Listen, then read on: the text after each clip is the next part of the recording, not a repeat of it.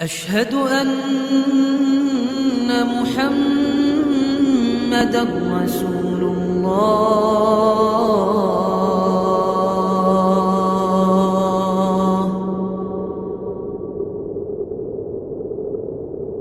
Kita lanjutkan kembali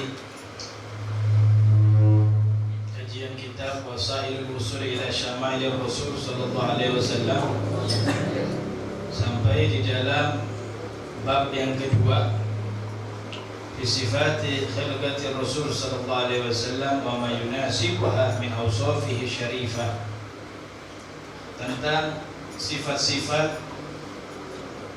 akhlak perangai beliau dan juga postur daripada jasad beliau sallallahu alaihi wasallam. Disebutkan dalam kitab Al-Mawahib, dikatakan i'lam anna min tamamil imani bihi sallallahu alaihi wasallam al-imanu bi anna Allah ta'ala ja'ala khalqa badanihi syarif ala wajhin lam yadhhar qablahu wa la ba'dahu khalqan adamiyyi mithluh.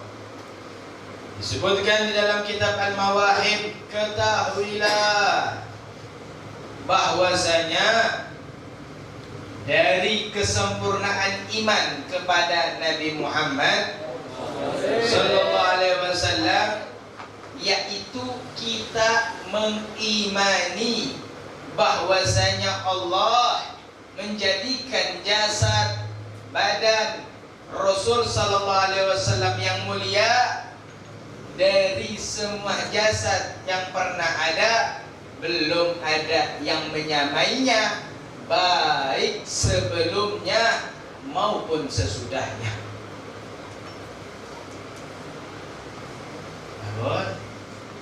Jadi bentuk keyakinan kita, keimanan kita kepada Nabi Muhammad, bahwasanya Allah menciptakan beliau dari bentuk jasadnya sempurna, dan tidak ada yang menyamai kesempurnaan beliau dari bentuk jasad, baik sebelum beliau ataukah setelah beliau. Dan memang nggak ada yang menyerupai.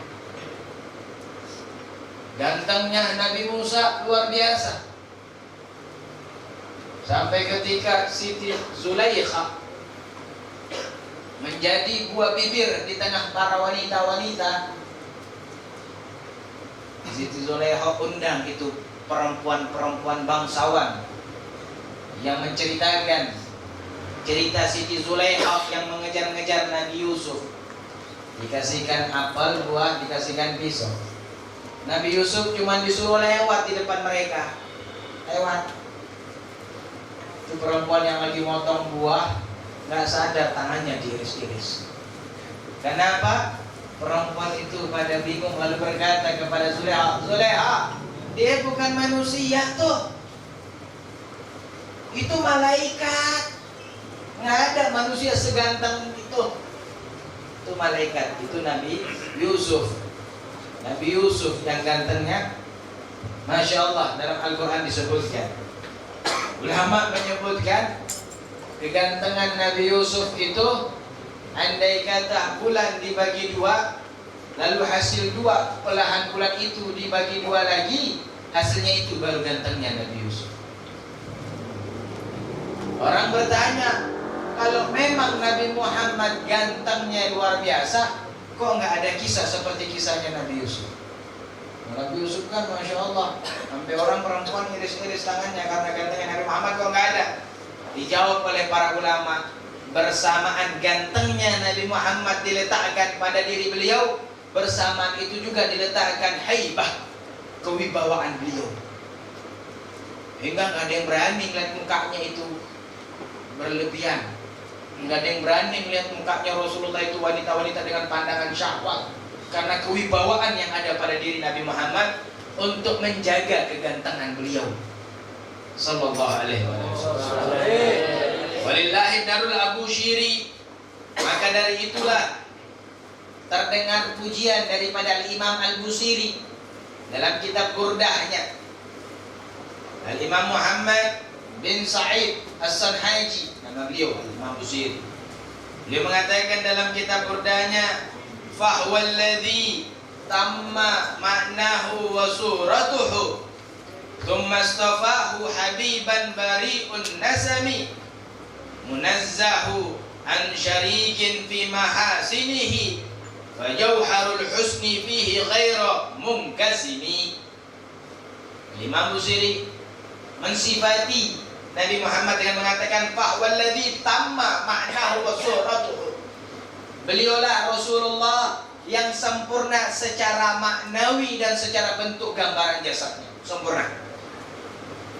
Tsumma astafahu habiban, lalu beliaulah dipilih untuk menjadi kekasih Allah.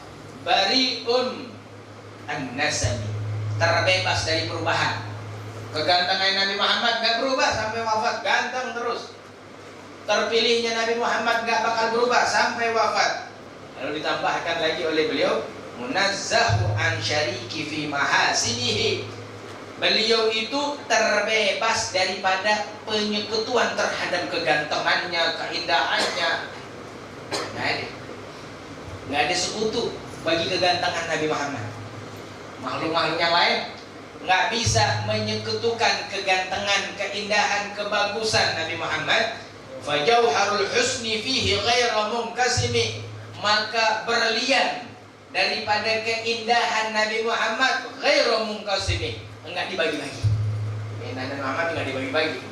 Enggak bisa. Nabi Yusuf bisa dikatakan terbagi. Bagaimana kegantengannya Nabi Yusuf? Oh, Nabi Muhammad dibagi dua, hasil dua itu dibagi dua lagi, itu gantengnya Nabi Yusuf. Bisa dibagi-bagi kan? Tapi Nabi Muhammad nggak bisa dibagi-bagi gantengnya. Maka dari itu disebutkan oleh Imam Al-Qurtubi rahimallahu ta'ala fi kitabis salah, di dalam kitab salatnya, bahwasanya beliau berkata, lam yadhar lana tamamu husni sallallahu alaihi wasallam. Sungguh sebenarnya kesempurnaan Nabi Muhammad belum tampak pada diri kami. Pada diri kita ini umatnya Nabi, kesempurnaan Nabi Muhammad belum tampak. Kenapa? Li'anna law dhahara lana tamamu husni lama taqat ayunna li ru'yatihi.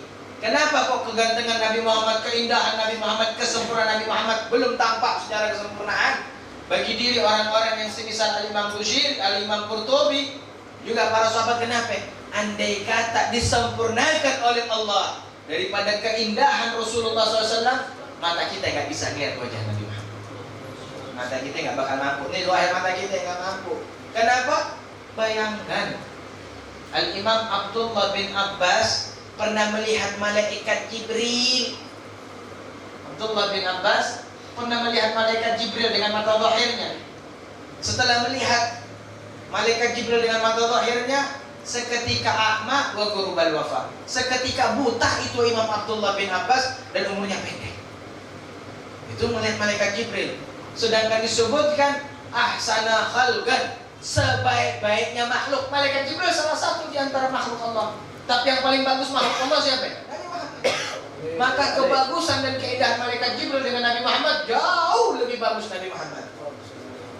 Nanti coba lihat malaikat Jibril yang keindahan dan kebagusannya di bawah Nabi Muhammad, kita lihat bisa buta. Maka nggak salah Imam Al-Qurtubi mengatakan, andai kata disempurnakan daripada kesempurnaan Nabi Muhammad, maka kita nggak mampu untuk melihat beliau sallallahu alaihi wa ala alihi wa sahbihi wasallam. Karena Rasulullah SAW hasanal jism wa rawahu ghairu wahid.